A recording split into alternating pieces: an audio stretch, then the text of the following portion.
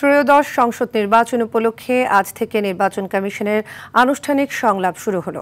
আগারগাঁও নির্বাচন কমিশন ভবনে সকাল 10:30টায় শুরু হওয়া সংলাপের প্রথম দিন অংশ নিয়েছে সুশীল সমাজের প্রতিনিধিরা। স্বাগত বক্তব্যে প্রধান নির্বাচন কমিশনার এএমএম নাসির উদ্দিন বলেন, নির্বাচন নিরপেক্ষ করার কোনো বিকল্প নেই।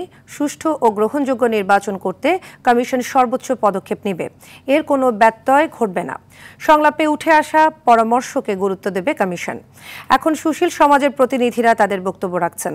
প্রথম অধিবেশনের সংলাপ চলবে বেলা 12:30টা পর্যন্ত। দ্বিতীয় ধাপে বেলা 2:30টা থেকে 4:30টা পর্যন্ত সংলাপ হবে।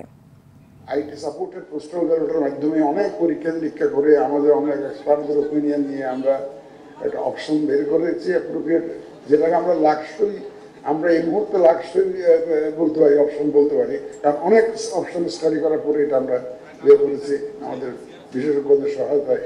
যেটুকু গ্যাপ আছে সেইটুকু আপনারা আজকে ফিল আপ করে দিবেন ইনশাল্লাহ।